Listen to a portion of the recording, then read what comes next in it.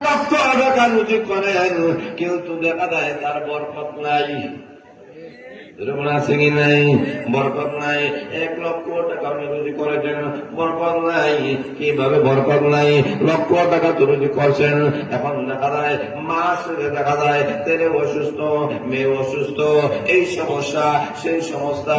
তখন দেখা যায় 1 লক্ষ টাকা রুজি করার পরে মাস শেষে দেখা যায় আরো 10-20 হাজার টাকা ঋণ। যেটা বলেন ঠিক না বেঠিক? আর লক্ষ্য করে দেখান মাদ্রাসার যে সমস্ত আসাদারাম, মসজিদের যে সমস্ত ইমাম আর খতিবরা স্বল্প টাকায়, ওরা কিন্তু স্বল্প বেতনে ওরা থাকেন। যেটা বলে ঠিক না বেঠিক? বেতন কম, এই বেতনে কিন্তু ব্রেইনে ধরে নাই, এত কম বেতনে কিভাবে তাদের সংসার ওরা চালান?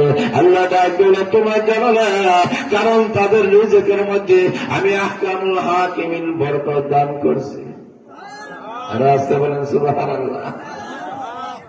উনার কম টাকা যদি হয়, কিন্তু বরকত আমি আল্লাহ রাব্বুল আলামিন তাদেরকে দান করেছি।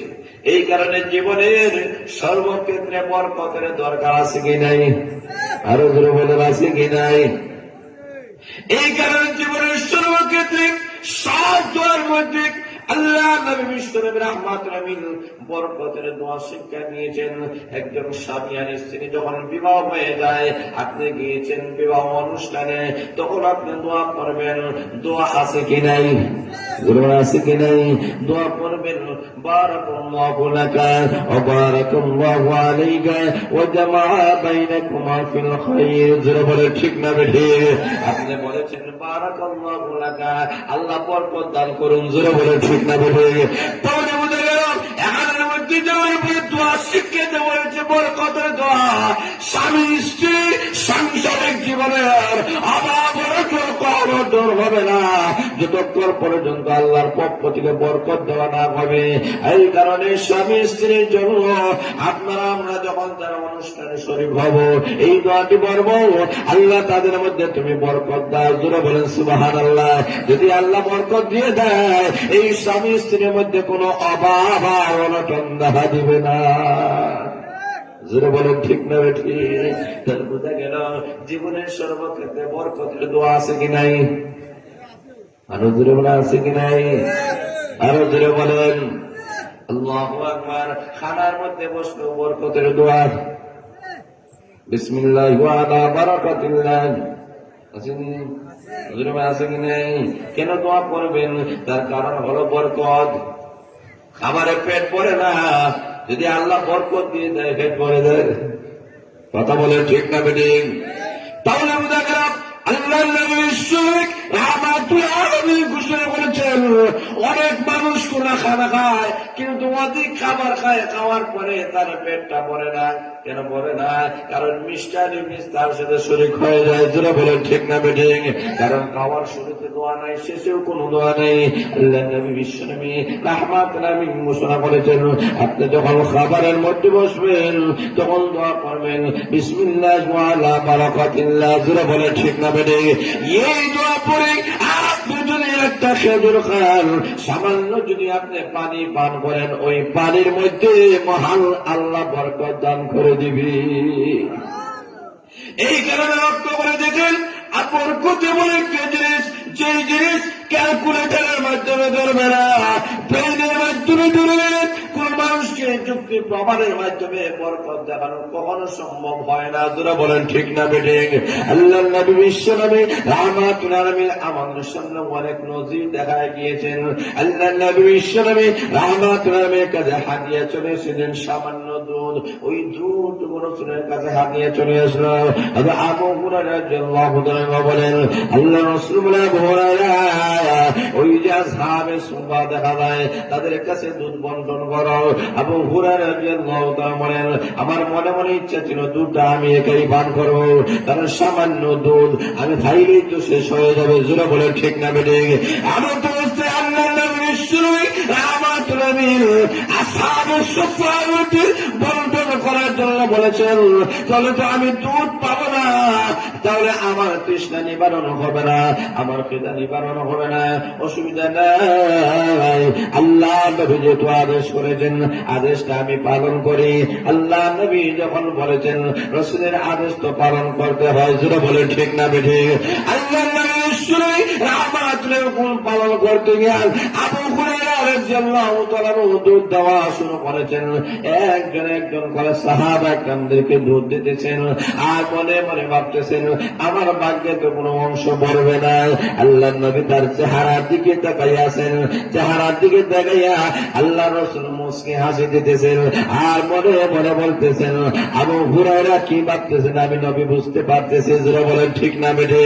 আল্লাহ নবী মুস্কি হাসি দিয়েছেন, কারণ আবু হুরায়রা জানে না আল্লাহ পয়গম্বর রাহমাতুল আলামিন কেন মুস্কি হাসি দেন, ওটা তো বুঝতে পারে না। বন্টন করা শুরু করেছেন, সমস্ত সাহাবা একরামদের কাছে বন্টন করা শেষ হয়ে গেছে।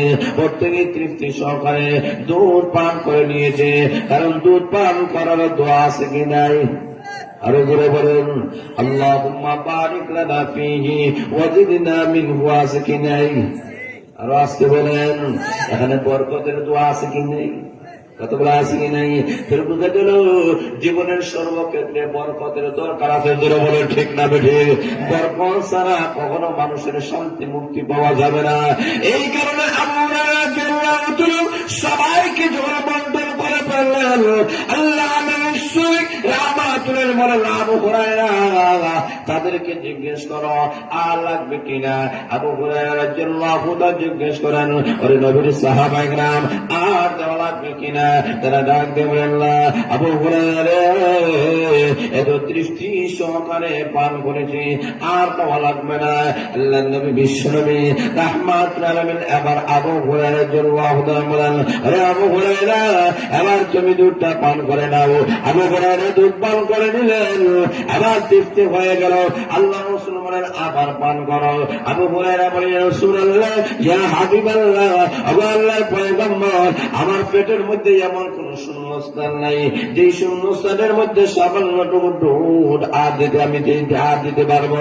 আল্লাহ নবী রাহমাতুল্লাহ ডাক দেবেন, আবু হুরায়রা তোমার মনের অবস্থা আমি বুঝতে পেরেছি, তুমি বুঝতে পেরেছ হয়তো তুমি দুধ পাবে না। ওরে আবু হুরায়রা এটা শুনে নাও, ওই দুধের মধ্যে আমার মহান আল্লাহ রাব্বুল আলামিন বরকত দান করে দিয়েছেন। এই বরকত দেওয়ার কারণে সমস্ত সাহাবা কেরাম পান করার পরে, তুমি পান করার পরে এখনো পর্যন্ত যতটুকু দুধ ছিল ততটুকু দুধ রয়ে গিয়েছে। যারা বলেন সুবহানাল্লাহ। বরকত দেওয়ার মালিক কে? বলিষ্ঠ আওয়াজ করে রাখে। আল্লাহ যদি বরকত না দেন তাকে বেইনে ধরে সামান্যটুকু দুধ, মনে হলে এক কাপ পরিমাণ দুধ কতজন দেওয়া না, কতজন খাইবে, তাকে বেইনে ধরে আল্লাহ বলে মাশাআল্লাহ ফরিদ লন্ডনী সাহেব, মাশাআল্লাহ বিশিষ্ট লন্ডন প্রবাসী জনাব ফরিদ লন্ডনী সাহেব মাদ্রাসায় 10,000 টাকা দেবেন। নারে দেখবে আর আসতে বলেন, জোরে বলেন আল্লাহু আকবার, নারে তাকবীর, দিন ইসলাম। আল্লাহ কবুল মঞ্জুর ফরমাদার মানে বরকত দিয়ে দাও। আল্লাহ আমার প্রবাসী ফরিদ চৌধুরী সাহেবের মনে বাসনা পূর্ণ করে দাও। আসমান জমিন বালা মুসিবত থেকে হেফাজত ফরমাও। সবাই বলেন আরো জোরে বলেন। এখন শুনবায়না লক্ষ্য করে দেখেন আলোচনা আরো সামান্য চলতো কিনা। জোরে বলেন। এখন শুনবায়না লক্ষ্য করে দেখেন আল্লাহ রাহমাতুল আলামিন জীবনের দিকে তাকাইলে দেখা যায় আল্লাহ নবী বিশ্বনবী রাহমাতুল আলামিন যা কিছু করেছেন সবগুলা বরকতের জন্য দোয়া করেছেন। তাহলে বোঝা গেল জীবনের সর্বক্ষেত্রে বরকত ছাড়া আগানো কখনো সম্ভব নয়। যারা বলেন ঠিক না বেঠে? আল্লাহ রাব্বুল আলামিন বলেন বরকত দান করেন মালিক আল্লাহ। এখন লক্ষ্য করে দেখেন কেমন ভাবে আল্লাহ বরকত দান করেন। দেখেন প্রতিটি দুনিয়ার মধ্যে যে সমস্ত গাভীগুলো আছে তাদের করে বাচ্চাগুলা কয়টা হয়? আরো জোরে বলেন। মনে হয় আপনাদের এলাকায় 2টা। আরো জোরে বলেন। আচ্ছা এখন লক্ষ্য করে দেখেন প্রতিটি গাভী করে এক একটা বাচ্চা দেয়। আর আপনাদের এলাকায় যে সমস্ত কুকুর নিয়ে আসে তারা মনে হয় একটা বাচ্চা দেয়। কয়টা? আরো জোরে বলেন। এখন লক্ষ্য করে দেখেন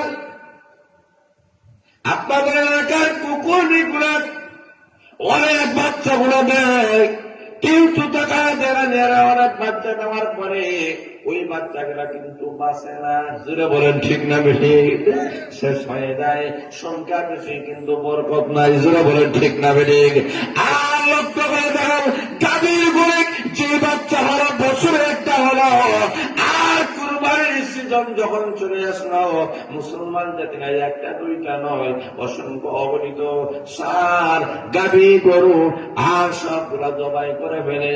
কিন্তু আজ পর্যন্ত কেউ বলে নাই যে আমরা আগামী বছর কুরবানি দিব, বাজারে গরু পাওয়া যাচ্ছে না।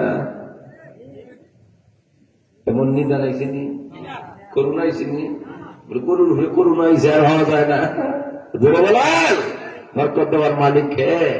জোরে বলে রাখে আল্লাহ রাব্বুল আলামিন ডাক দিয়ে বলেন, ও দুনিয়ার মানুষেরা, জীবনের সর্বক্ষেত্রে আমি আল্লাহ যদি বরকত না করি, আসমান আর জমিনে তোমরা টিকে থাকতে পারবে না। জোরে বলে ঠিক না ঠিক? এই কারণে আল্লাহ বলেন, ও দুনিয়ার মানুষেরা, তোমরা যে একটা গুণের অধিকারী হতে পারো, সেই গুণটা হারো। তোমরা যে মুখ থেকে হতে পারো, সত্যিকার যদি আল্লাহকে ভয় করতে পারো, এক খোদাকে যদি ভয় করো, পৃথিবীর কোন তো সাকুর তাকুরের শব্দগুলো তোমাদেরকে ভয় করবে না। তোমাদের কাছে কখনো তারা কখনো তোমাদেরকে পরাস্ত করতে পারবে না। এক আল্লাহকে যদি তোমরা ভয় করতে পারো, আমি আল্লাহ ঘোষণা করলাম, আসমান আর জমিনের যত বারকাত গুলো আছে, সকল বারকাতের দরজা গুলা আমি আল্লাহ কুদরতি ভাবে করে দেবো। তোরা বলেন সুবহানাল্লাহ। আর বরকত ছাড়া চলা সম্ভব? জীবনের সর্বক্ষেত্রে বরকত লাগবে, বরকত ছাড়া কখনো সম্ভব হয় না। এই কারণে আমরা মাদ্রাসায় আসা করে কিছু টাকা পয়সা দেওয়া হয়, একটু দোয়া করবেন যেন বরকত হয়। যেন বলে ঠিক না বেটি? এখানে দোকান উদ্বোধন করতে গিয়া হুজুরদেরকে নিয়া তখন ওরা দোয়া করে, হুজুর দোয়া করেন আমার বেশ সম্মুচিত বরকত হয়। একজন চাকরিজীবী মানুষ যখন চাকরি করেন, প্রথম টাকা মাদ্রাসা মসজিদে দেওয়ার পরে বলেন, হুজুর একটু দোয়া করেন আমার চাকরি যেন প্রমোশন হয়, বরকত হয়। যেন বলে ঠিক না বেটি? প্রত্যেকটা মানুষের বরকতের দরকার আছে। বরকত ছাড়া মানুষ কখনো আগাইতে পারবে না। বরকত অত্যধিক জরুরি, অত্যধিক ফজিলতপূর্ণ। বরকত ছাড়া মানুষের জীবনের উন্নতি হতে পারে না। আর যাদের বরকতে আল্লাহ ভরপুর করে দিয়েছে, আল্লাহ রাব্বুল আলামিন বলেন, তাদের সংখ্যা বেশি যদি না হয়, আল্লাহ তাদেরকে সুখী, শান্তি এবং সমৃদ্ধ জিন্দেগি আল্লাহ দান করেন। জোরে বলেন সুবহানাল্লাহ। এজন্য আসল মায়াত্ম করে দেখেন, আল্লাহ রাহমাতুল আলামিনের জিন্দেগির দিকে তাকায় দেখেন, আল্লাহ নবী বিশ্বনবী রাহমাতুল আলামিনের